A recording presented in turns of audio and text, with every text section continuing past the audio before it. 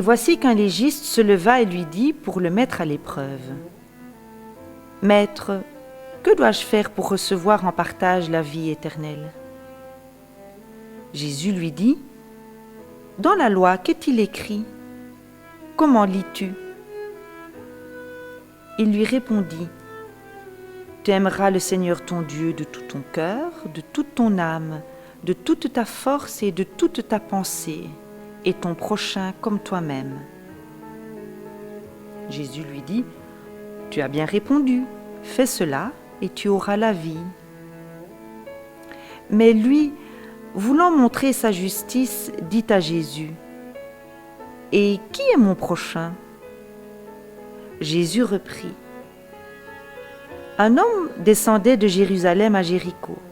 Il tomba sur des bandits qui, l'ayant dépouillé et roué de coups, s'en allèrent, le laissant à moitié mort. Il se trouva qu'un prêtre descendait par ce chemin. Il vit l'homme et passa à bonne distance. Un lévite de même arriva en ce lieu. Il vit l'homme et passa à bonne distance. Mais un Samaritain qui était en voyage arriva près de l'homme. Il le vit et fut pris de pitié. Il s'approcha, banda ses plaies en y versant de l'huile et du vin, le chargea sur sa propre monture, le conduisit à une auberge et prit soin de lui. Le lendemain, tirant 2 pièces d'argent, il les donna à l'aubergiste et lui dit « Prends soin de lui, et si tu dépenses quelque chose de plus, c'est moi qui te le rembourserai quand je repasserai. » Lequel des 3, à ton avis, s'est montré le prochain de l'homme qui était tombé sur les bandits? Le légiste répondit, « C'est celui qui a fait preuve de bonté envers lui. » Jésus lui dit, « Va, et toi aussi fais de même. » Là, nous avons une parabole de Jésus. Une parabole archi connue, c'est la parabole du bon Samaritain. Pourquoi pensez-vous que Jésus ait raconté des paraboles? La première idée qui vient à l'esprit, c'est que Jésus a voulu raconter simplement des choses compliquées. Ouais, peut-être, c'est vrai. Mais quand Jésus, qui est vraiment un très très bon pédagogue, quand il raconte des paraboles, c'est plutôt pour conduire quelqu'un à changer de point de vue. Vous savez, à changer de regard, à raisonner autrement. Je vais vous montrer ça. La parabole ici, elle intervient dans un dialogue. Un dialogue entre un légiste et Jésus. Vous savez, le légiste dans l'Israël ancien, c'est le théologien. C'est le théologien qui réfléchit sur la loi et qui interprète la loi. Et le légiste vient vers Jésus et lui pose la question « Maître, que dois-je faire pour recevoir en partage la vie éternelle ?» Alors ça, c'était la question classique. Alors vraiment la question classique. On l'a posée à tous les rabbis, et ils devaient avoir entendu dire qu'il y avait un nouveau rabbi venu de Galilée qui enseignait. La question test, c'est celle-ci. Qu'est-ce que je dois faire pour parvenir au salut, pour satisfaire la demande de Dieu sur ma vie? Alors Jésus le renvoie à la loi, comment lis-tu? Et le légiste donne, je dirais, une réponse parfaitement honorable.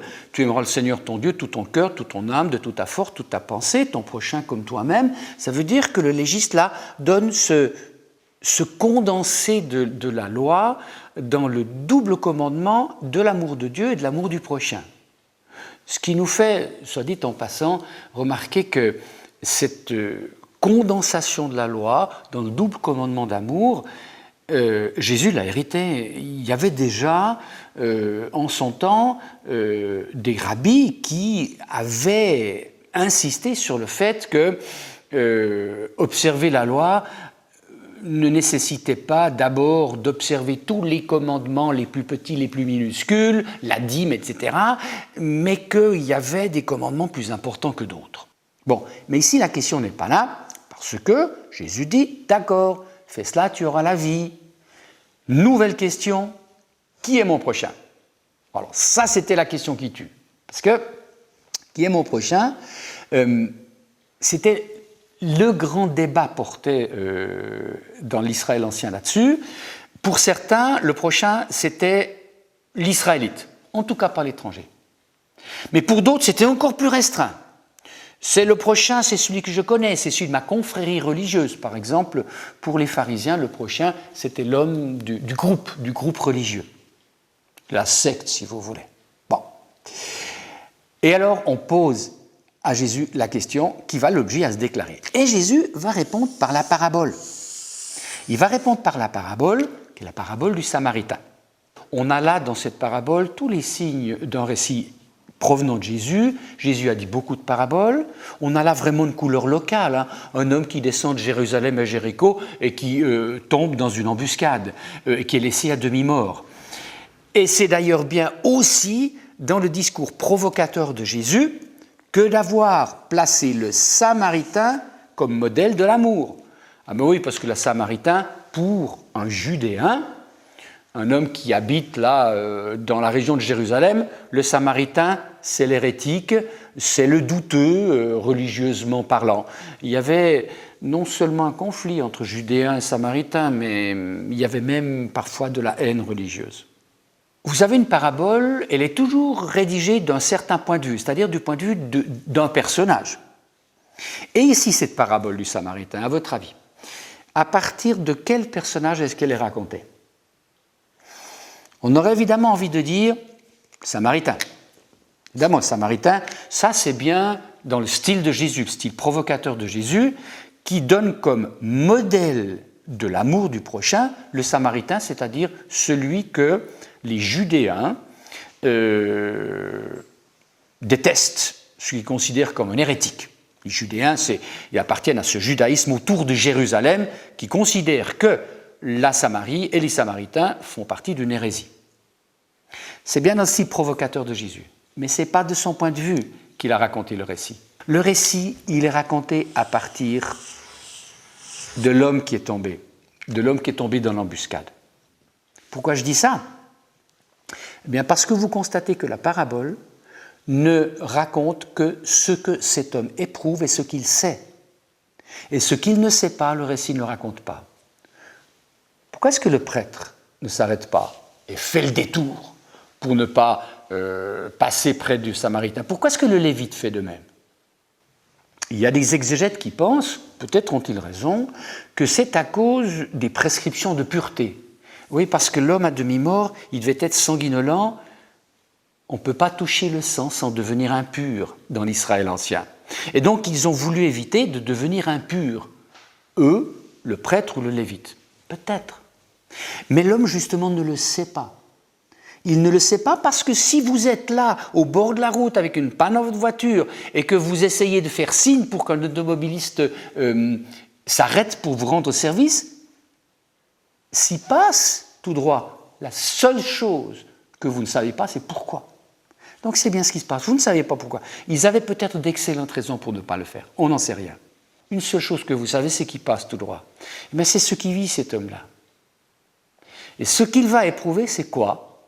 C'est qu'un Samaritain, un homme que tous les Judéens méprisent, va se rapprocher de lui et prendre pitié de lui, le soigner et le conduire à l'auberge pour qu'il soit alité. Pourquoi est-ce que Jésus raconte une parabole ?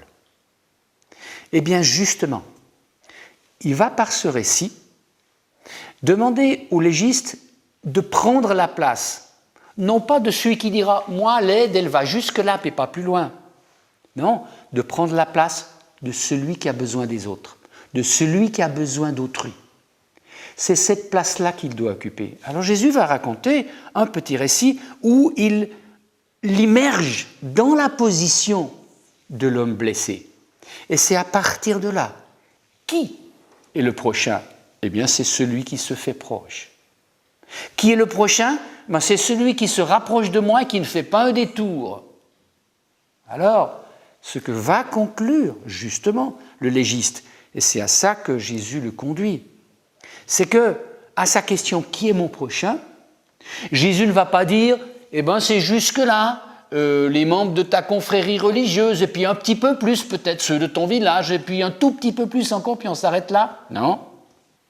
À la question « qui est mon prochain ?», Jésus répond ben, « c'est toi qui décides. C'est toi qui décides.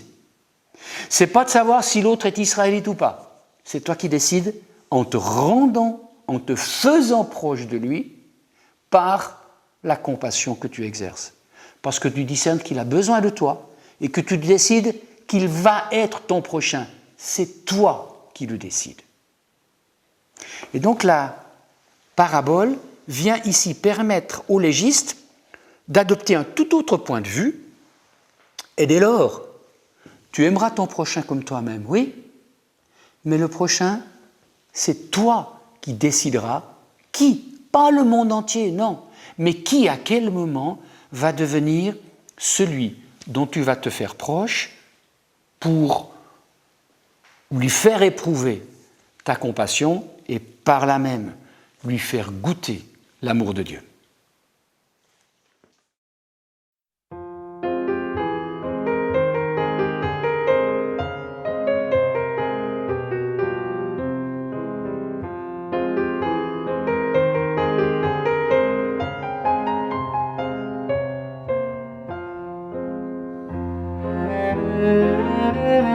Thank you.